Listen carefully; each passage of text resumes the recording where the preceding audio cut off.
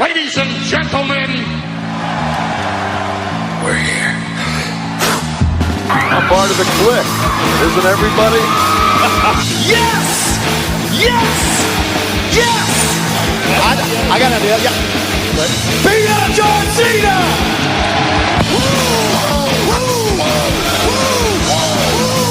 Give me a hell yeah! Oh, a little bit of the bubbly. Too sweet! Here goes the mother! This is where the power lies! I am the man. We need if we can survive! It's showtime, folks! The following episode is scheduled for one fall, and it is for your listening pleasure. This is In The Kliq. What's up, everybody? Baby Huey here, and joining me once again from the Bulletcast, my good brother, Philip. How's it going, man? Huey, it's Wednesday night. I am the current reigning, defending, undisputed Bulletcast champion. Just like Kyle O'Reilly, Bobby Fish, Roddy Strong, and Adam Cole. Baby. This title reign is hashtag forever undisputed. For life, brother. For a second there, I thought you were going to go JR on me and say, it's Wednesday. You know what that means. He's been doing that the last few weeks now, I guess, you know, in honor of Brody Lee. But no. Absolutely, man. Bulletcast champion, I'm saying half a champion. Half a champion. No, it's... Here, okay, let me ask you this. This is the title, you know? What happens if listen to last week's episode with Phil to hear my what's the word? Gripe? Is that the right word? Your grievances. Grievances with you as the current Bulletcast champion. So, you know, the belt was on the line for Wrestle Kingdom Night 1. And you won, and then I think everyone else in the group that was participating thought we were going to go for Night 2, and you're like, nah, that's it, just Night 1. That's all we're going to... I told you, everybody, everyone on the else podcast reports, we'll just do Night 1. Like, see, this is why you have to pay attention and listen, ladies and gentlemen. Look, people are just mad because I'm the champion.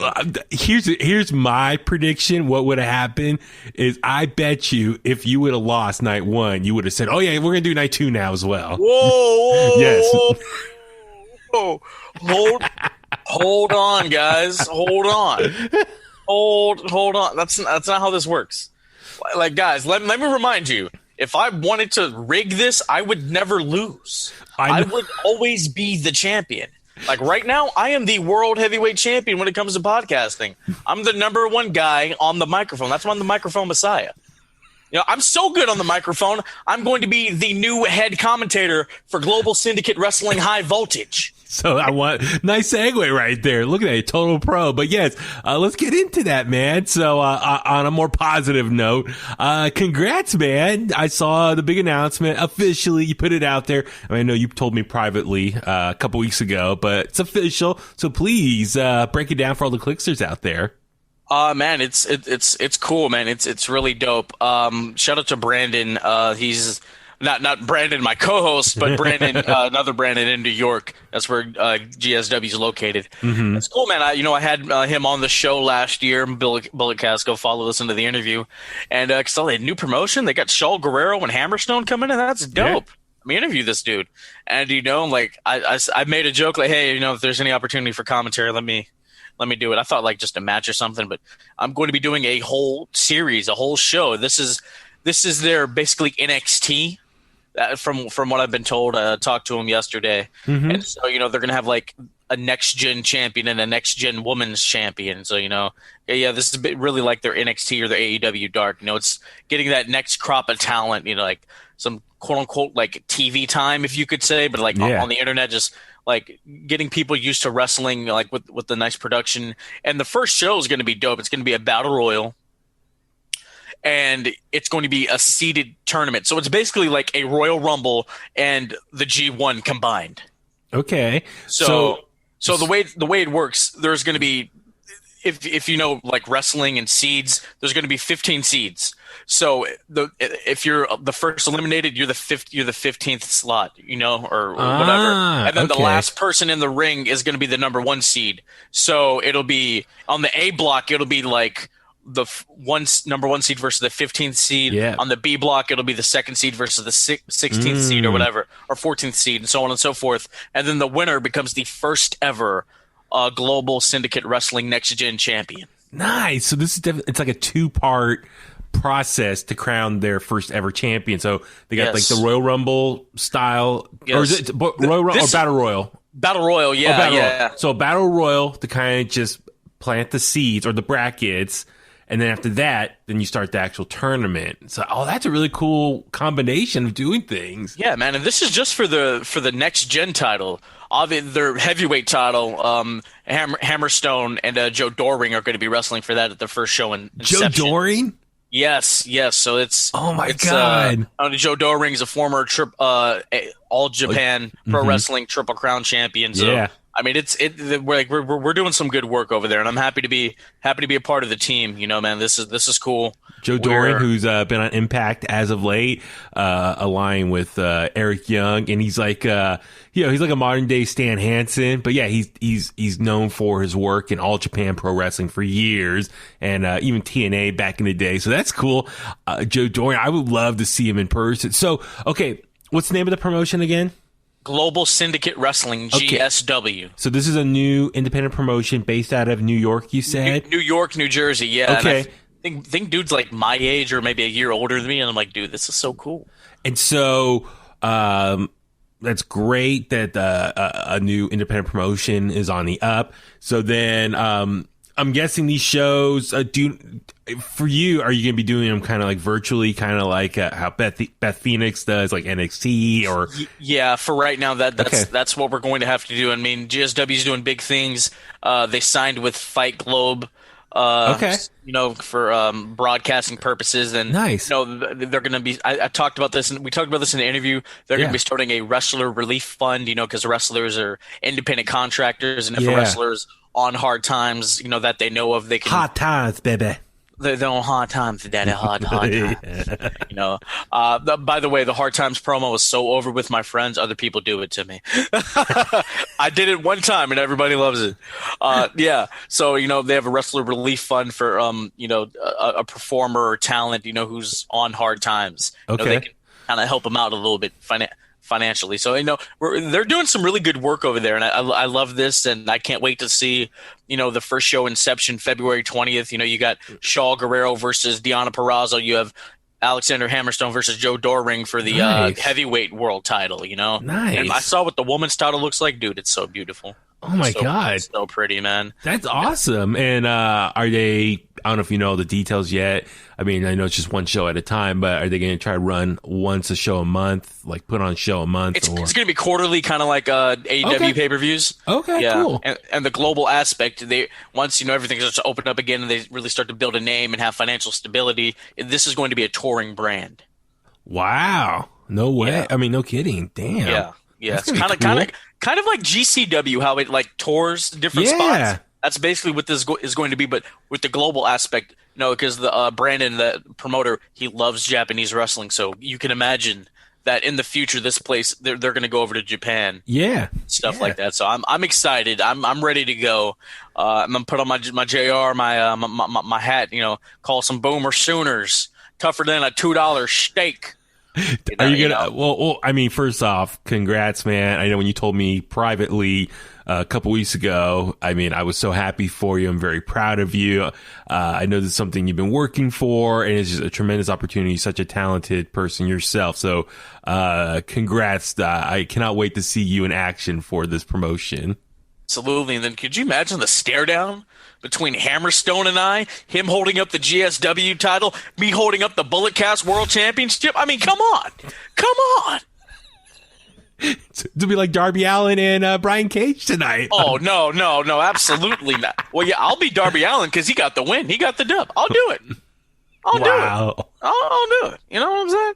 But I'm excited, man. I really am. This is going to be fun. Yeah. I got to figure out my commentary style and whatnot. I've been doing a lot of research. Been listening to some tape. I'm a big Matt Stryker guy.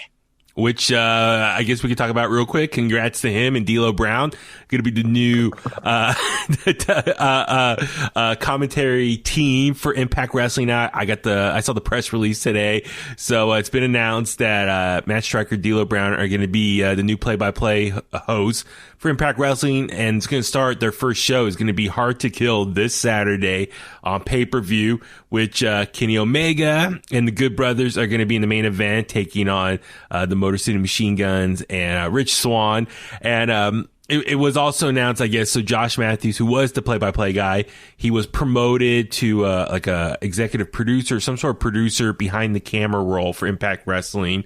And Madison Rayne, she'll announce this weekend what she's going to do. But I thought we talked about this a while ago. Like, Madison Rayne said a while back, like a month or two ago, that she was leaving Impact and she was going to do something outside of wrestling. So I don't know if that's kayfabe, she's actually going to say that or reveal that. But like, I feel that was kind of like old news that Madison Rayne was leaving. And we know Madison Rayne and Josh Matthews are married in real life. So it's like she'll still be part of the Impact family. But yeah, I was not like, when they said that in the press release, I'm like, we already kind of knew that. Baby Huey, I live in a kayfabe world. I have no recollection of them being together in item, whether it be marriage or just seeing each other or going steady, as people used to say back in the 1800s. Yeah, so I don't know, but I mean, congratulations for Stryker and D'Lo. You know, I did the little head thing. That's why we got to start doing video here, man. I know. Well, dude, I've been looking at, I mean, not to go on a side tangent, I've been looking at other possibilities of other video type stuff. I got to sit down and like learn some video editing software. I just got to take the time to learn it. And no, it will get there. We will get there. I mean, it's been a work in progress. It was like a big deal to get like the merch going. So the merch store is out there, Teespring. So as always, for you Kliqsters out there, please subscribe to In The Kliq on Apple Podcasts, Spotify, Google Podcasts, YouTube. YouTube has full episodes and individual segments up there now. Let's see, Anchor, but also finally, it looks like we're on Stitcher now. Oh, so, can I search this up? This is as I'm getting a FaceTime phone call, ladies and gentlemen. I'm a hot commodity now, ladies and gentlemen. I was gonna say, wow. Somebody has to sign me up, guys. I'm serious. So my point being is, you know, if you have an iPhone, use Apple Podcasts or whatever podcast you like. But for all you Android users, no excuses. We're on all the major podcasting platforms now, so you can listen to us in multiple different ways. So so please spread the word. Apple Podcasts, please leave a comment, a rating, share it, leave us 5 stars, and just help spread the podcast. I would appreciate that. I mean, I still see just 3 episodes, bud. See, I see all of them on my end, but I don't know, because if I'm signed into my account. Yeah, you're signed into the portal, dude. Yeah, that's what's going on there. But at least it's the most recent episodes, though, right? Absolutely. So I mean, you know, if anything, it's better than nothing. So at least it's the recent episodes. Yeah, I mean, shout out to the merch. Shout out to good brother Chris, or I'm gonna say like Michael Jackson says Chris Tucker's name. Chris. Yes. Thank you so much, Chris. It's so magical. It's beautiful. No, it's. I love you so much, Chris. Your name sounds like Christmas. Throw me off my train of thought. But no, yes.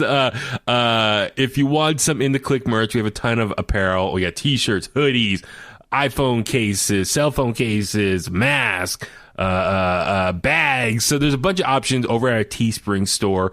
So if you go to our Facebook, Twitter, Instagram pages, click that link in the bio, and the link's right there at the top to check out our Teespring merch store. Please get some stuff. Thank you to all the Kliqsters who've been buying stuff already. As you said, shout out, thank you to Chris, who got his shirt the other day, posted about it on social media. Also, Matt, one of the best photographers in the Bay Area, wrestling photographers. He got his shirt as well. So it's, dude, it's just, for me, it's just so awesome to see people, wearing the merch. Yeah. You said Matt, and what was the name you said before? Chris. I just wanted to hear you try it. No, it's soft like this, you know, Chris. Name sounds like Christmas. So magical. I love it. I love you. Let's talk wrestling, baby. I know. Well, actually, real quick before I forget. So for your announcing gig, are you gonna go by your real name, or you have your shoot name, or are you gonna go by like a kayfabe name? I don't know. Probably throw like the microphone Messiah in front of the government name. Okay. You know, a little bit both. Okay. I was just thinking, it could be something fun. Like this might be opportunity to kind of like rebrand yourself somehow, like come up with a whole new alter ego. I mean, if you know, I'm the microphone Messiah. Whenever I record a podcast, like the people know. You know, like there's a thin line between, you know, the things I say and the things I actually mean. Yeah, you know what I mean? Yeah, like, totally. I really do hate Kenny Omega. Like to hell with that guy. Well, we got to see some Kenny Omega tonight, so it makes me sick. A couple things real quick. So just a little bit of housekeeping stuff. So I got the social media out of the way, the merch stuff. I'm trying to think what else. Anything else major I need to mention here at the top of the show? Let's see. The WWE champion has COVID. I know, dude, scary. But at least he, Drew McIntyre, friend of the show, appeared on Raw this week via looked like cell phone camera. Said, you know, he's asymptomatic. So we wish him a speedy recovery. So. Absolutely, man. You know, I think this is the first time a world champion, a sitting world champion, has had some kind of major ailment like this. And the fact that they put it out there publicly, that was kind of shocking. Like all the other cases or positive tests that they've had, they've been very hush. Other than the ones of people who went public on their own personal social media, like Caleb Braxton, Renee Young. I think they did it because he's the champion. That's really why I think they did it. Well, I was just gonna say because he was supposed to be in the main event this week on Monday Night Raw, taking on Randy Orton, and obviously he has to be quarantined for the next 2 weeks. So I guess they had to come up. People are gonna assume something's wrong if they don't say what happened exactly. It's like all of a sudden he's being pulled from Monday Night Raw and he can't be on the show for the next couple weeks. People are going to assume already the worst, that it's COVID related. So I figured they figured let's get in front of this and just be honest and put it out there. And who knows, maybe Drew McIntyre. I would love, next time I do talk to Drew McIntyre, I would love to ask him personally, whose call was it to go public? Was it his decision? Was it WWE's decision? I would imagine maybe for himself, I'm just guessing, maybe it was his decision. Like, you know what? Go ahead, put it out there. I want to be maybe a positive, like, example or role model during this scary time and let everyone know that I haven't and that I'll beat it. And then at the very end, it turned to a little bit of a PSA where he said, you know, please wear your mask, wash your hands, social distance, you know, just remind everyone that, you know, we're in this fight together. So I don't know, maybe collectively, I would love, like I said, next time I talk to him, maybe get some insight, but absolutely, scary. man. And I know it's the HIPAA law that prohibits like companies from putting out their employees' health records. So it was his call. And people, you know, like I've said it, you know, wear a mask, wash your hands, wash your ass. Please Absolutely. Go get tested too. Like I had this swab up my nose yesterday, man. Really? It is uncomfortable. How deep does it go in there? It's not that bad. You know, it's not like before when they just like went straight to your brain, and the throat part, that's uncomfortable too. But the swab isn't bad until they start turning it. I'm like, my God. You know? But and you know, if you have Kaiser, it's a 48-hour wait, which is pretty quick. It used to be like a week and a half you had to wait, you know? So I had a coworker who had to wait like 10 days, like last year, like March or April when it first kind of was starting. So, but no, like I said, props to Drew McIntyre for going public with this. And I think, you know, hopefully, like I said, be a leader and kind of let people know, like, hey, take this seriously, be smart. We're almost out of this. The vaccine is starting to make its way out there. So hopefully, like I said, we'll be done with this sooner rather than later. So, but yeah, no, very cool. I mean, it was a scary situation, and I wish him a speedy recovery. We need him back on the show ASAP now to talk about this stuff. But a lot to talk about as well. Just quick little shout out as well. Impact Wrestling. Kenny Omega was on again. So it was like the go home show for Hard to Kill. So I don't know, Philip, I haven't had a chance to ask you privately. You have any interest watching Hard to Kill this weekend? If it's worth maybe doing a review for? It's kind of a big deal. Kenny Omega's like debut in Impact in a ring. I would watch it, but I will not be able to. I will be incapacitated at that time. Okay. Yeah. Like you could be okay? Like No, I'll be fine. I'm just saying I won't be able to watch it. Okay, gotcha. Okay, cool. Yeah. Who knows? Maybe I'll watch the show and see how good it is. Then maybe you can watch it at a later time. We can do it together at some point. So it'd be interesting to see, how Kenny Omega. I know you're not the biggest Kenny Omega fan, but nonetheless, I would like to see how he does in Impact Ring and how this storyline progresses, because we've been just seeing more backstage segments this whole time in Impact with Kenny Omega, just because they filmed and taped a bunch of stuff in advance. So I think his stuff had to be done separately in a separate location. Yeah, that's not to cut you off, but that's where the kind of the taping in advance kind of hurts if you want to try to do these kind of storylines. And I mean, like last minute storylines. Yeah. Yeah, I mean, Kenny Omega, he's a disgrace to my people. The Canadians, of course. Absolutely. That's why Chris Van Vliet made me an honorary Canadian, to bring me in to kind of balance it out. Yeah. They call me the Valkyrie King of the Great White North. God. So, I just made that up right now. You're welcome. Wow. Look at you, man, being quick witty. You're getting ready for your broadcasting career to get going. Absolutely. Play by play. But also, speaking of housekeeping stuff, I just uploaded my review for Wrestle Kingdom 15. I finally watched night 1 and night 2. I watched night 1 last Saturday and I watched night 2 yesterday. And then I recorded a review with John LaRocca, friend of the show, from the Fight Game podcast, Fight Game Media as well. They're on Patreon. Check those guys out. But also the former APW booker for many years. So we can thank him personally for all the great years of entertainment with All Pro Wrestling that he was a part of. So no, but it was very cool to get his insight, just because he's tight with Jeff Cobb and just his perspective on a lot of stuff. He's a brilliant wrestling mind. So to hear his take on a lot of these matches and the highlights from New Japan Pro Wrestling's Wrestle Kingdom 15 was very cool. So I put that out there. I edited it. It's up there now.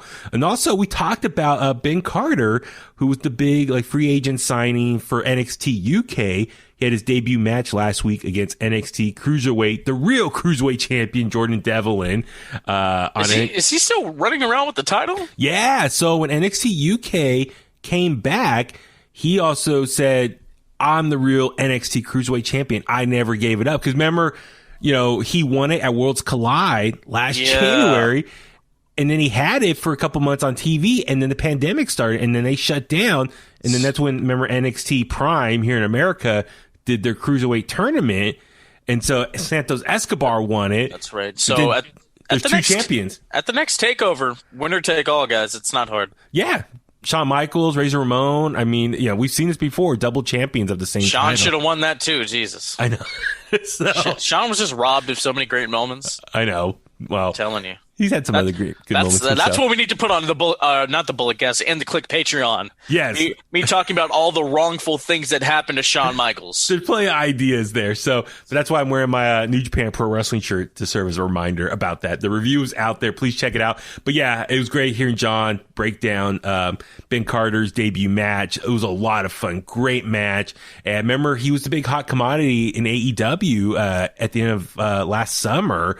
And he was doing a lot of stuff on AEW Dark, had a couple of matches on Dynamite, and a lot of people thought he was going to sign with AEW, but he ended up signing with WWE and specifically NXT UK. So big gain for them in that NXT UK roster. So exciting stuff. So we break that all down as well. All right. Let's go ahead and jump into this week's episode of AEW Dynamite. So it was night 2 of New Year's Smash. Philip, initial thoughts, takeaways from this week's episode. Let's see.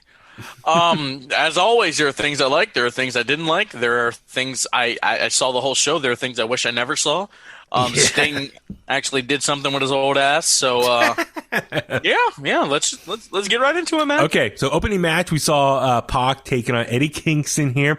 I really enjoyed this match. As far as Eddie Kingston, dude, he really worked his ass off, and it's two different styles. He's more of just a hard hitting, what's the word? Just brawler type of work. And Pac, he's one of the best workers in the world right now as far as, high flying, all that stuff. So kind of different styles. He pound for, how they say Cesaro is pound for pound, probably the best wrestler in WWE. Pac might be pound for pound the best wrestler in AEW. Yeah, no, I can honestly say that. Yeah, so this match here was hard hitting. Pac had his chest was so red at the end of the match. Just Eddie Kingston was slapping the hell out of it. So I really enjoyed this opening match, and ultimately, oh my god, I'm let's see, just double checking here. Pac got the victory, and then we see Butcher and Blade come in. Pentagon and Ray Phoenix come in as well. I was laughing. So, let's see. Butcher's the smaller one, right? Blade is the smaller one. So Blade comes out just with his pants, no shirt on, but then Ray Phoenix and Pentagon, they're wearing full blown jackets. The Lucha Bros, they have that drip.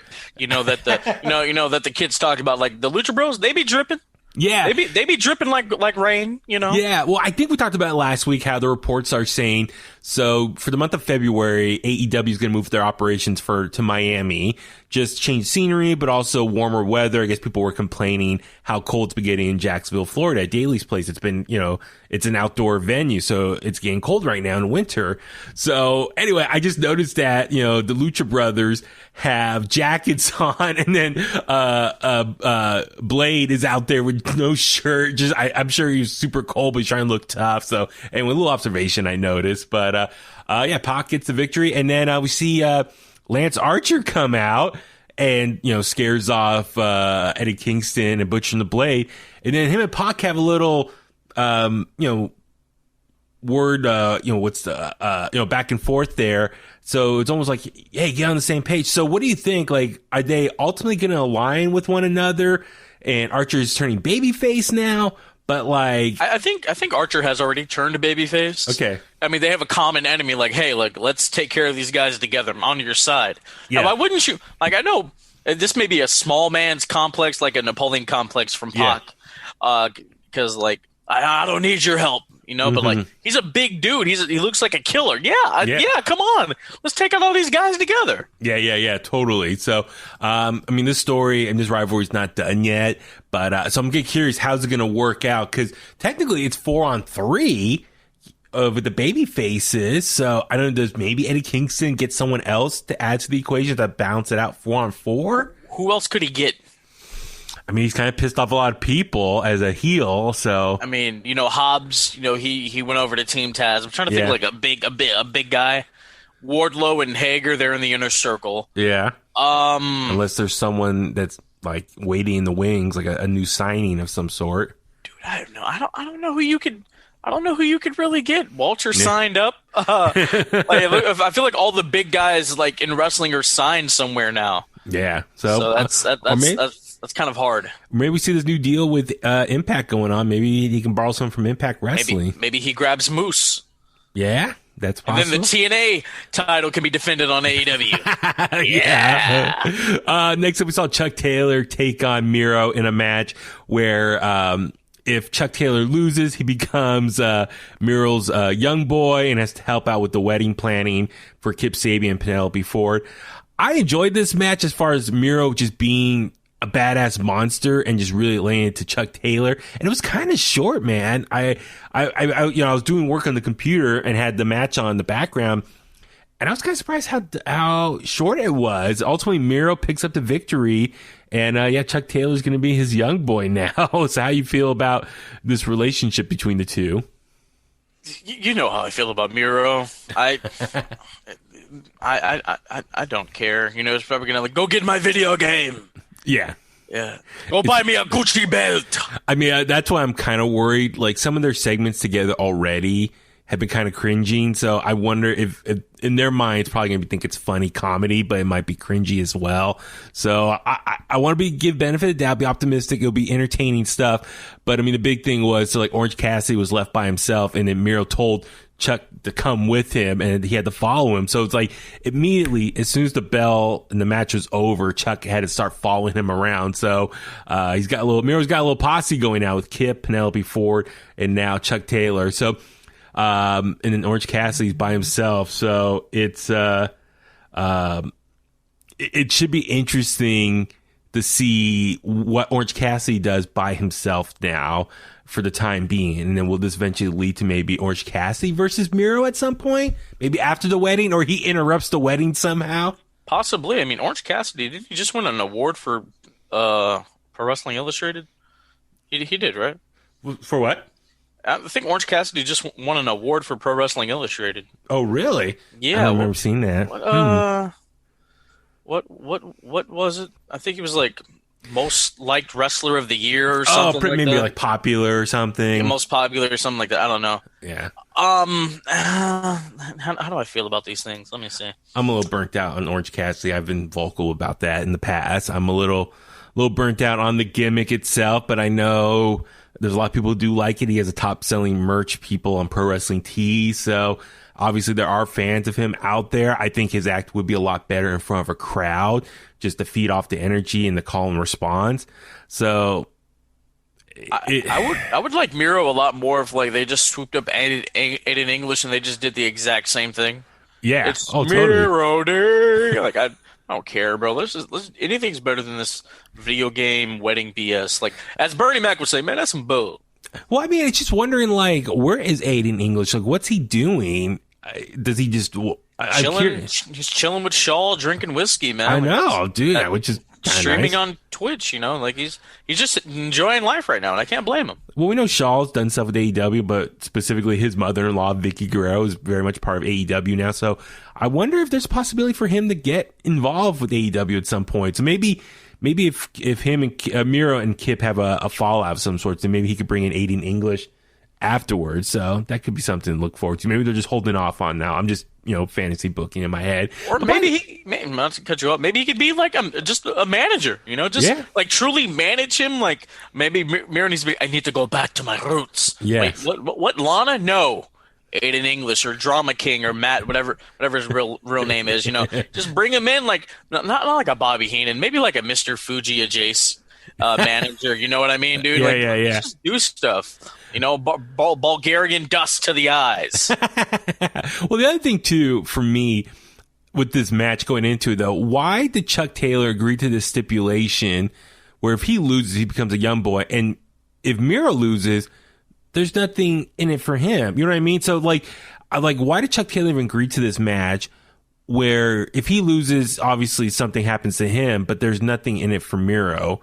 So it's like he should have came up with the stipulation like, oh yeah, well I win, Miro, I don't know, you gotta, quit playing video games and focus on being a badass wrestler or something. But you get what I'm saying? It just didn't make sense. Like if I'm Chuck Taylor, it's kind of a dumb move on his part to agree to this match. It's the classic case of being a stupid babyface.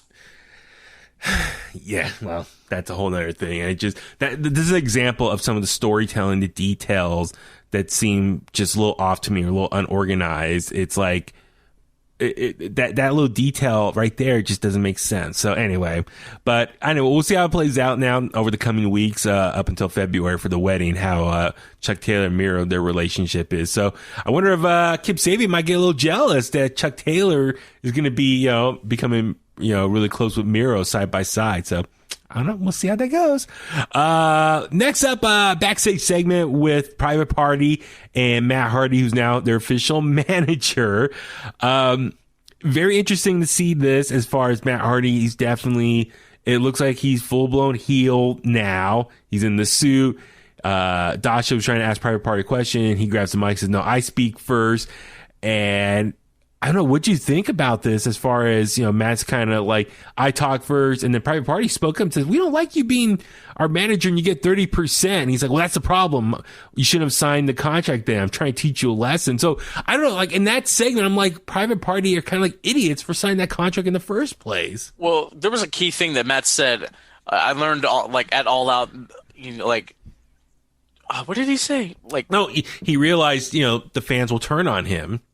So it kind of to explain his motivation where he is now. I'm with you. I did like that detail where he said, you saw what happened to me All Out. People turn on you. So that motivation. They were more mad at the company for continuing that though, which I guess I can see where he's coming from.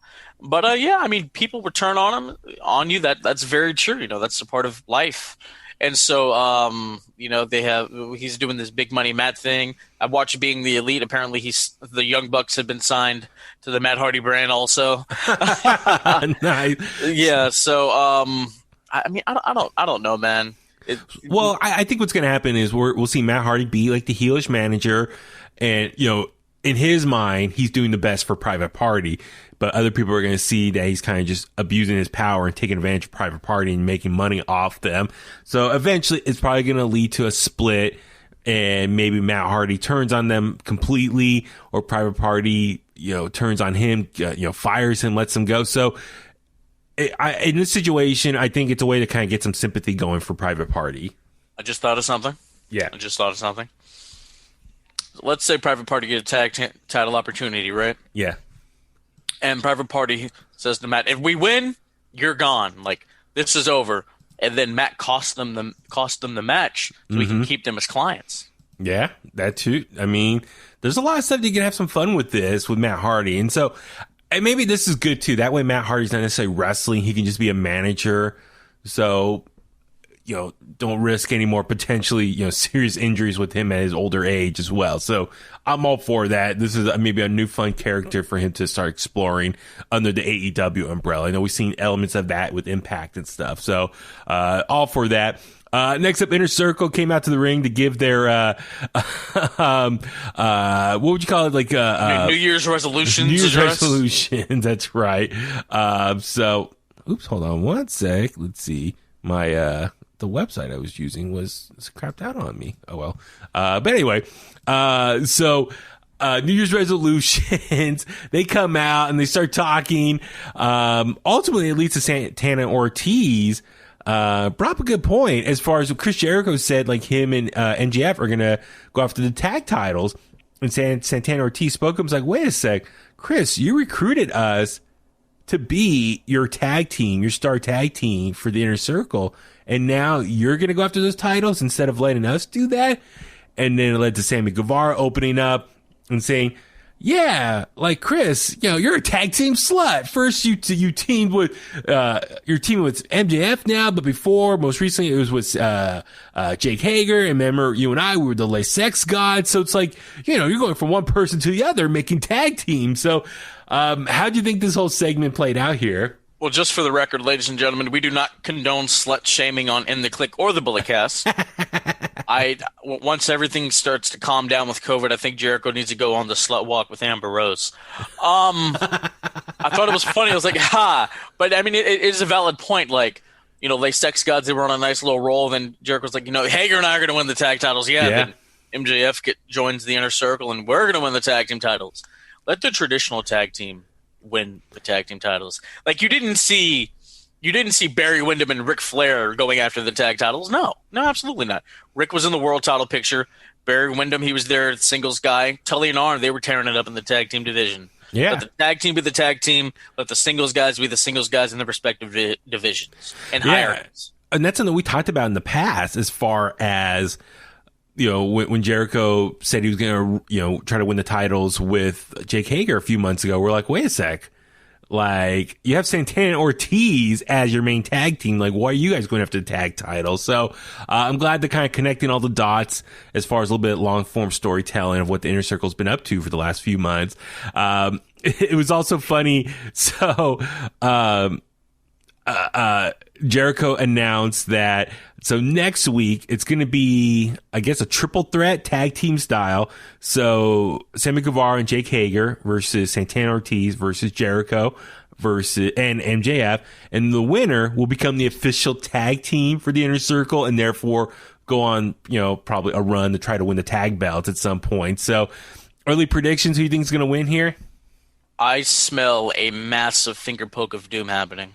No, really? You think so? That, or Sammy's like, this is finally my chance to get my hands on MJF's bitch ass. So probably something like that. I mean, I'm with you. I would love to see like Santana Ortiz officially win and finally get like a proper push or run. They were the big, remember, hot free agent tag team over a year ago, and they signed with AEW, and they haven't really made it into that like top main event scene. They lose. They say, Chris, we're done. They go join Eddie Kingston's family. Remember, there's that tie there. There's that tie there. In TNA. Yeah. Interesting. That could be some interesting turn of events as far as for them and just Inner Circle's longevity. But I did get a kick out of Sammy was like, yeah, me and Hager are going to team up. So it's going to be Sammy, Hager, Sammy, Hager. We're going to be a tag team next week. Sammy, Hager. And Jericho said, Sammy Hager? And he's like, yeah. And he's like, and then Jericho's like, oh, do you get it? And he's like, no, what does it mean? He's like, never mind. So, Philip, I know I asked you off the air. Do you get that reference at all? Sammy Hagar, or Sammy Hagar, I should say. I have no idea what that is. So, he's a rock star, former lead singer for Van Halen. Eddie Van Halen, who passed away a couple months ago. Sammy Hagar was like the second front man for Van Halen. So I don't know if you ever watched which movie was it where they say I like Van Halen over Van Hagar. Anyway, Sammy Hagar, he's a rock star. He's a friend of 107.7 The Bone. He lives up here in the Bay Area. So I actually talked to Sammy Hagar on the phone last week. So he's going to be on the Bone hopefully this week at some point. So keep an eye out for that on a side note. Anyway, so I just love like Chris Jericho making like a rock and roll connection. But I thought it was funny because Sammy Hagar, he's been around since the 70s and 80s and 90s. And so, it's, he's definitely an older rock star reference to make. So anyway, I just laugh. I put it on Twitter. I wonder if any of the younger people from the younger demographic that AEW, goes after, if any of them get that reference. So it's just funny. Chris Jericho, the older guy in the group, making a older rock star reference. Anyway, I just laughed. I thought that was funny. So anyway, good stuff there. So hopefully some of the older people are like, yeah, Sammy Hagar, great rock and roll reference right there. But, no, good stuff. So yeah, we'll see how this plays out next week for the Inner Circle. Next up, another backstage segment. We see the Dark Order. So it looks like they are going to continue despite, with the passing of Brody Lee, the Exalted One. Alex Marvez said, look, like you guys are going to continue on after the unfortunate passing with Brody Lee. And so, it looks like they're going to keep doing their thing. And then they said, they asked Heyman and Page, are you going to join the Dark Order? And he said he'll give his answer next week. So I don't know. What you think? You think Hangman's going to officially join them? Why not? He needs something to do now. He does need something to do. Why not? Let's do it. Let me ask you this. Do you think the Dark Order at this point, do you think they should have like a new leader? Maybe is it John Silver? Or do you think they all just kind of exist together? No one in particular is going to be the full-blown leader of the group. They're all going to be like faces. And do you think it looks like they're going to probably be booked as baby faces now? I mean, they won all their matches at the Brody Lee tribute show a couple weeks ago, and just their presence on this segment, on Being the Elite, they've really become like a really loved group from the AEW fan base. So do you think they should just keep running as a babyface group now? Why not, man? And maybe just since they were the first ones to debut, make Grayson and Evil Uno like director of operations type deal. Yeah. So anyway, I mean, for Hangman, maybe he could kind of be like Colt Cabana and just kind of hang out and just kind of keep working with himself. And this might be a good way to kind of keep him busy since he has nothing else really going on, especially after losing to Kenny Omega a couple months ago. So, no, but it should be fun stuff. I mean, it should be some really fun comedic stuff, especially with Being the Elite. Next up, the big swerve of the night. I saw you tweet about this. So, it said the Elite were in action. So a lot of people are like, oh, okay. Kenny Omega and the Young Bucks are going to be working together. And so we see Dasha backstage. Don Callis, Kenny Omega come walking up to the microphone. Young Bucks are there, and they're all getting ready to go out to the ring. Don Callis is like, well, you guys should get your own entrance. I like your music. And they're like, okay, so Kenny Omega is going to go out there first. And then they shake their hands, and they go out there. Kenny Omega goes to the ring. And then Don Callis grabs the microphone and says he's going to do the next ring announcement. And he says, all right, I'd like to introduce Kenny Omega's best friends, the Good Brothers. And the Good Brothers come out, and then they show the back. You see the Young Bucks standing with Tony Khan in the gorilla position, looking pissed off at the TV screen. So big swerve. it's not the Young Bucks teaming up with Kenny Omega. Instead, it's the Good Brothers, Gallows and Anderson, taking on the Varsity Blondes and what's his name? Limelight? Danny Limelight. I like him. Yeah. So, man, I saw you tweet about this big old swerve, man. I got worked. I did. I was like, oh, I didn't do my usual. Oh, I was just like, oh, okay. Mm-hmm. We're doing this. I liked it. I liked it though. I was fine with it. It was a decent match. Everybody looked very good. Hell of a comeback by Flying Brian Pillman Jr., right? Yeah. Which, by the way, he was on double duty tonight. So he was on tonight's episode of MLW Fusion taking on Mil Muertes. So check that out. I think that was probably filmed a while ago. And then he was on this episode AEW Dynamite. So he was on 2 wrestling shows in one night. So getting his Rick Rude on. Yeah. So Rick Rude equals, I should put that on Twitter. Rick Rude equals Brian Pillman Jr. now. But, no, so big night for Brian Pillman Jr. And so very happy to see him just get a lot of love tonight. So, but no, the match itself was good. I mean, Gallows and Anderson were doing their thing, beating the crap out of them. Varsity Blondes look pretty good in there.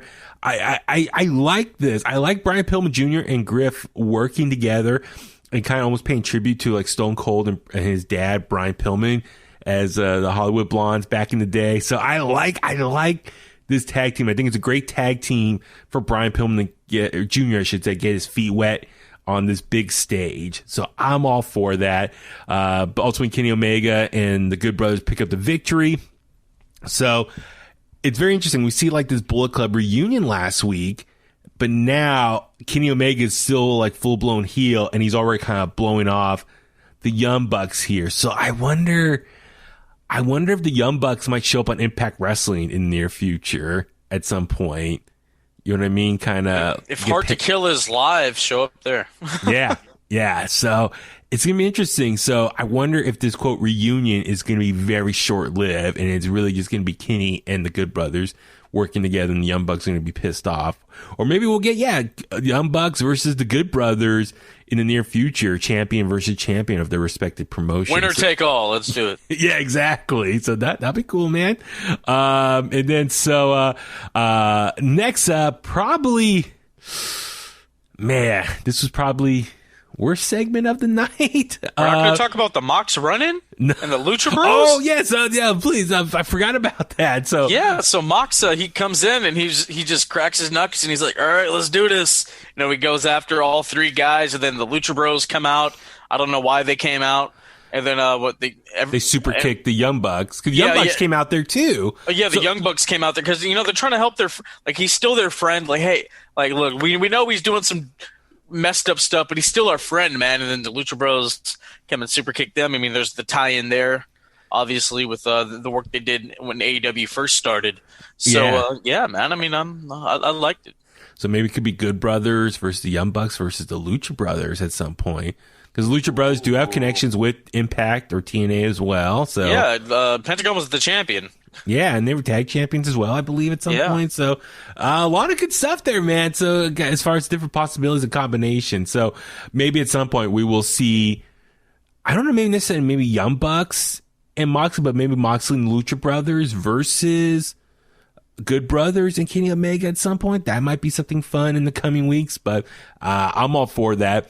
But next up, going back to what I said, probably worst segment of the night, Dr. Britt Baker doing her the waiting room, her version of like a Piper's Pit. Her guest was Cody Rhodes. For the backstory, so this is the first one that they did on AEW Dynamite. It's been kind of testing the waters on AEW Dark off and on the last couple months, I believe. I don't know, man. I was kind of cringing throughout this. The guest was Cody Rhodes. He's promoting his show on TNT. And he comes out. He doesn't really say anything. Britt Baker keeps cutting him off and, talking down to him. And then she next invites, Jade Cargill out. And then Jade starts talking crap to Cody and said, you're lucky your wife's pregnant. She's going to be gone. Britt Baker's like, yeah, she's going to be gone for 9 months. Thank you, Cody. And then, so Jade's like, where's my match? I need my next opponent. And, it's like, you got Shaq, you got me. So it's like Cody's got all these different people that he has to deal with. And then we see a Red Velvet come out and, stare down Jade, and they have a little pushing segment, and it turns a full-blown Jerry Springer. Like, all the women from the women's roster come out and trying to break up this fight, and I don't know, like I said, it turned to Jerry Springer. I kept thinking of Joey Styles, like, cat fight! With, what was her name? Kimura, right? Yeah. Kimura and, was it Francine or Beulah? Oh, all of them. They all did stuff back and forth together back in the day. Yeah, that's right. Yeah. I think we do need different segments like this in wrestling, sure, like a Piper's Pit, Ms. TV, Jace thing. But when you try to do the trashy, talk show TV, Jerry Springer or Maury type deal, it always won't work. It's going to be a miss, and this was kind of a miss. Yeah. If they had just done a nice little interview with Cody and then bring out Jade, she could have said her piece and slapped him, and that would have been it. That could have been cool. That could have been cool. Little Red Velvet shortcake coming out there, and dude, Jade looks great. Like, she is a massive being. I mean, could she be like this generation's China in some ways? I don't know. I've never seen her have a match. I've never seen her work. Yeah. But I'm trying to think of if they can bring in a woman to face Jade that has a tie-in to the Rhodes family. Like, that's what I'm really trying to think about. Like, if they can find somebody that has a tie-in to the Rhodes family. Well, Brandy? No, no. Oh, you're talking about Dusty with just like the Rhodes family in general, like like an ally of like Dusty back in the day, or Cody, Terry Reynolds. As much as I loved, I'm a big Marlena fan. Yeah. I pop for Marlena. Yeah. If I was a wrestler, I would need me a Marlena by my side. Yeah. But I don't know, man. Something. So anyway, what I'm getting at is, like, looks like Red Velvet's going to be probably Jade's first, like, big opponent / Why did I think she was Brandy for a second? We all did. We're like, oh yeah, Brandy's not here for the next 9 months. But no, Red Velvet, I mean, the first sacrificial lamb, probably take the L and kind of get some momentum going to build up Jade here. But I don't know, this segment was just really cringy, and I see a lot of people on Twitter kind of had the same feelings. Like, put it back on AEW Dark. And what the hell was with just the cutaway to Britt beating up Thunder Rosa? Like, she could have been like, hey, play the clip. She could have done that. It was just a random ass cutaway, and then Thunder Rosa pops up on the screen, and I guess we're getting Rosa and Baker at a beach break. Yeah, I know we were supposed to get it tonight, but Thunder Rosa couldn't be there because she, I guess, came in contact with someone who had COVID. So just as a safety precaution, kept it away. So the match is going to be made up at a later time. And he said that beach show in a couple weeks. But it looked kind of off. It looked like they did the segment where they look up at the screen, and then it looked like the Thunder Rosa segment was done later. It just seemed like a little bit of weird editing. So it looked like that segment. There's been a lot of weird editing in wrestling this week. Right, yeah. But I'm just saying, with this one in particular, it's like they were looking up and then they cut away, but you never see them looking at the screen with Thunder Rosa. Thunder Rosa came up and it was just on the picture the whole time. So I wonder if they did the segment first and then they had Thunder Rosa, film her part later, and then they just insert it into this episode. So a little bit of odd editing there. But anyway, this whole segment was just really off. Cody didn't say a word. It was just, I guess, in a way, just to kind of build up Jade as like a threat to the women's roster right now. Cool. But anyway, let's just, we need Thunder Rosa back on TV, when she's, safe and everything. So, and then next up, we had FTR taking on Jurassic Express, specifically Marco Stunt and Jungle Boy. Jungle Boy coming out for the first time on Dynamite with his new theme song, Tarzan Boy, the great one-hit wonder from the 80s. So I was digging it. I was like, all right, I like this. And the story here, FTR just really talking down to Marco Stunt last week and how small he is. Dude, FTR laid into Marco Stunt hard in this match. I give Marco Stunt credit. He could take a beating. FTR should have won sooner. They should have won faster, quicker. Yeah. Oh, yeah, totally. The fact that, like, it was so easy they were throwing him around, just beating the crap out of him. But, yeah, FTR ultimately got the victory here, but yeah, maybe for the story, they should have beat them a lot sooner, specifically Marco Stunt. So I don't know where they go from here. Does Marco Stunt just kind of go on this like frustration piece where he's going to be upset of just how everyone doesn't take him seriously? He's losing all the time. I don't know, but anyway, going on a losing streak, kind of like the MVP went on a losing streak in WWE for a while, and then when he finally got that win, he got a massive pop. That's how you do this. Yeah, so kind of maybe rebuild up Marco Stunt that way. Next up, so we saw Serena Deeb defending the NWA Women's World Championship against Tay Conti. Dark Order comes out with Tay Conti, so with Anna Jay as well. Good little match here. It's interesting. Have you noticed at here in the Bay Area where we're at, like at 6:30 or 9:30 on the East Coast, for weeks now, that's been where the women's match has been placed. The bottom of the hour of the second hour. It's like consistently at that time slot. That's their slot. That's the new cruiserweight hour, baby. Yeah, exactly. So, good match here. I mean, Serena Deeb ultimately retained the NWA Women's Championship. So, I don't know. It's interesting. So, like 1 week we'll get Sheeta and the AEW Women's Championship segment. Then the following week we get NWA Women's Championship. So it's like they kind of been alternating as far as a title getting screen time on Dynamite here. You know how you get both of them on the show? You don't show Miro. It's just that simple, guys. This was a good little match. Shout out to Anna Jay. My. I know. Yeah. You know, May Deep was a mentor and a trainer of Tay Conti back in NXT when she was at the Performance Center. Oh, that's right. Yeah, they mentioned it on TV too. Mm-hmm. Yeah, so they said that she, as far as Serena Deeb's achievements, independent promotion championships, and they said she was a trainer, not specifically to the NXT or the Performance Center, but they made that connection. They didn't mention her biggest accomplishment being a member of the Straight Edge Society. I know. But I mean, she won with a I forget what she calls it, but it's like a neutralizer, like a Gotch style slam. Yeah. It's I'm trying to look on Twitter right now, see if they have it here. No, this is another segment here. Whatever the name of. I think she. No, it's not. I don't know what she calls it. But I thought that was a fine match, decent. Yeah, and then main event time: Darby Allin defending the TNT Championship against Brian Cage from Team Taz.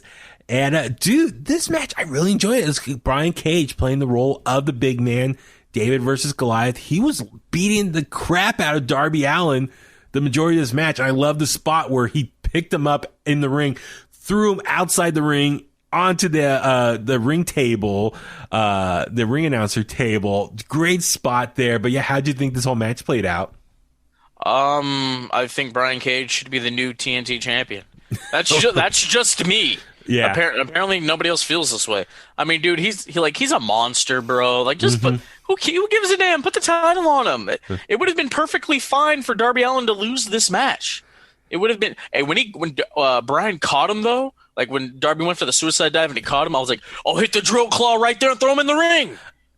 Like, why didn't we do that? Yeah, I'm looking at Twitter right now. It's instead he just threw him over his head. Yeah, just hit him with a regular suplex. I mean, the little I guess he bit him and then Cage fell on the steps. But if you introduce a weapon into a wrestling match, you're gonna get hit with it or go through it yourself. That's just the rule. Yeah, and the coffin drop is nice. Sting's old ass shows up, actually uses his effing bat. Thank God. Then a massive crucifix off of the second rope onto Cage. 1, 2, 3, boom. He gets the job done. Cage is defeated, and Darby Allin is still the champion of America's Greatest Network. Exactly. So I'm with you. Sting finally showed up and did something physical. I'm happy at least he did something as far as use that bat on Team Taz. So I guess, can you say, is Sting just more or less going to be Darby Allin's mentor for the time being? Is that the whole point of this? I don't know, man. Listen to Sting on the AEW Unrestricted podcast. Maybe we'll find out more. Yeah. So I have no idea though. I know. So I mean, Team Taz got involved. So Sting, made the save when the lights went out and helped out Darby get the victory there. So overall, great episode for AEW Dynamite New Year's Smash. And then here we are. We're going to be on the road already to was it Beach Break that's coming up in a couple weeks. So I like this. I mean, it's gonna be a while to the pay-per-view, which I think is Revolution, gonna be in February at some point. So I like this. Like every couple weeks, they have like a theme episode of Dynamite. So I really enjoy that aspect of it. So, good stuff, man, for AEW this week on their TV. So, looking forward to next week's episode of Dynamite and see where they go now with some of the new storylines that they've been creating here. And yeah, on the road to Miami, they should get like Tony Khan should buy the rights to Will Smith's Miami and play that for the Beach Break episode. He's dishing out money for copyrights, so he should do it for that one. Oh, man. So, I guess on that note, let's go ahead and start wrapping things up. Philip, where can the Kliqsters find you online? Ladies and gentlemen, you can find me on Twitter and the Instagram, at Heel Antoine, HeelAntwine. The Bulletcast on Instagram, the Bulletcast on YouTube, Bulletcast on Twitter. Complex Conversations, COMPLEXX Conversations on Twitter, Instagram, and YouTube, of course. And please follow Global Syndicate Wrestling, GSW Pro on Instagram, and I think it's GSW Pro as well on Twitter. Hey, man, High Voltage is coming up in a like a couple months, and yours truly will be the voice of that. So that's going to be really, really fun for me. I'm excited. Ladies and gentlemen, diamonds are forever. I'm the real world champion when it comes to podcasting. I'm the microphone messiah. Boom. I'm thinking we should get you like a suit or something for the TV broadcast. I'll take a Bobby Heenan jacket, ladies and gentlemen. Maybe we should do that. We should do like a video of you, like a makeover. I know it's kind of tough with the pandemic and stuff. Maybe we should like really look into that. Let's do it, ladies and gentlemen. I used to be dapper and dope back in my day before I became a schmuck. I used to wear the button ups all the time. You know, I was styling and profiling, as Nate would say. Woo. Yes, sir. Woo! My shoes cost more than your house. Good stuff, man. And I'm Baby Huey. Follow me on Facebook at Baby Huey Official, Twitter and Instagram at Baby Huey83. As I said earlier, please subscribe to us in the Kliq over at Apple Podcasts, Spotify, Google Podcasts, YouTube. We got full episodes, individual segments up there as well.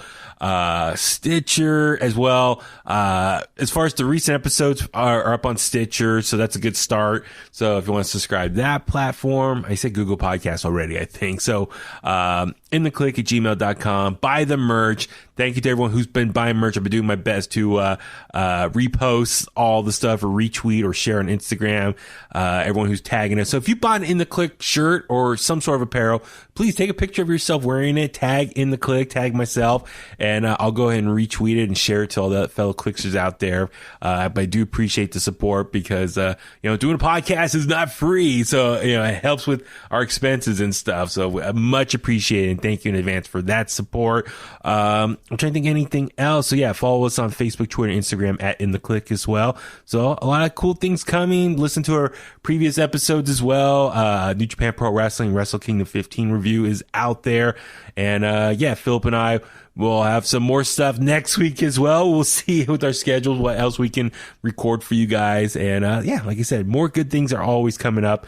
So on that note, let's go home. And that's the bottom line because Huey said so.